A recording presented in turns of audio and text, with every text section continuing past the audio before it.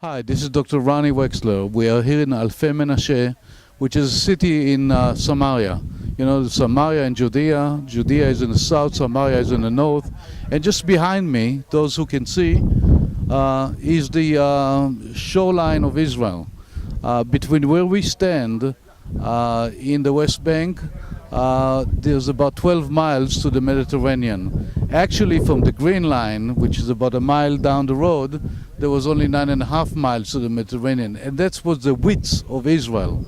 In fact, during the 6 Days War, the idea was to, for the Jordanian army to split Israel, to just cut Israel to two, and leave the north away from the south, and obviously that would have been an impossible task for Israel to protect.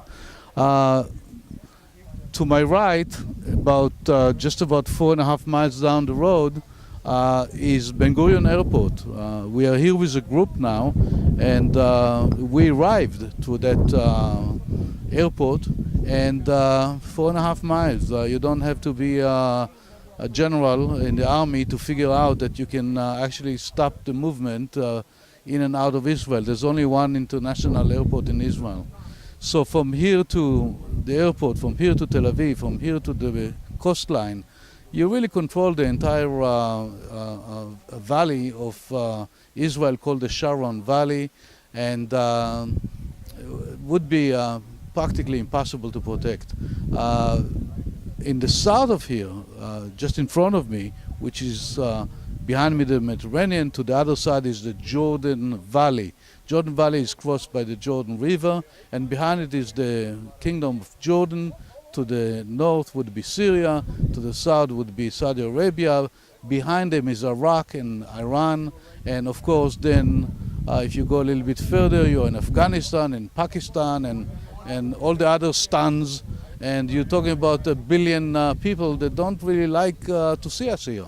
So to push us from here to the sea is not just a division between us and Palestinians, which is really a non-issue because there was never a Palestinian state.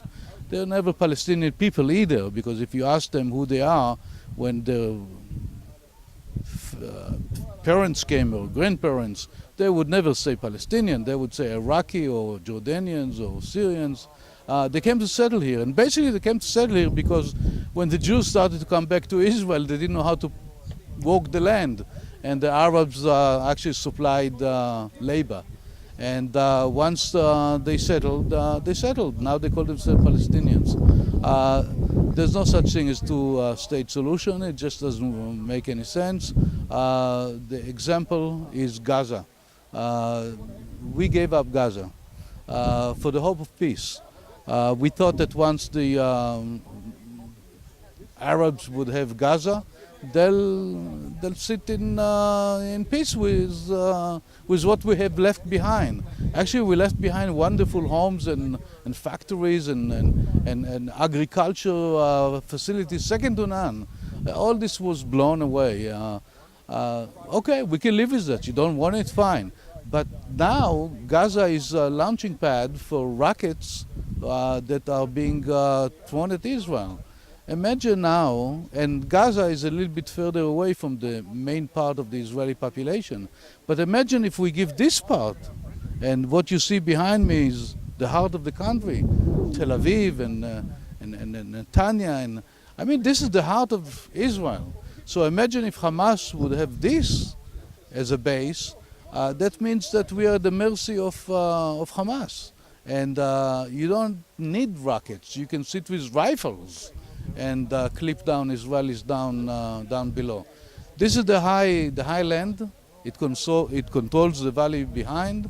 It's an impossibility to even think or consider that this place is going to be given to a hostile regime and create a state, call it whatever you want.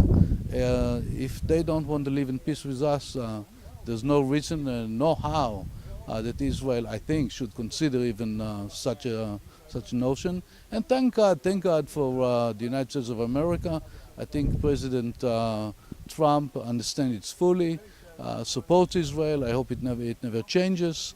Those who see this video in the next while, you probably will see it after the embassy was moved from Tel Aviv to Jerusalem, and we're in the right direction. Arabs want to live in peace with us, we'll hug them. But it seems to me that the day that the Arabs would lay down their weapons, there will be peace. The moment we Israelis lay down our weapons, we will be massacred. Well, figure it out. What do you think? Well, thank you very much from Alfei Menashe in Israel. It's a lovely day, and it's only the beginning of our trip. Shalom.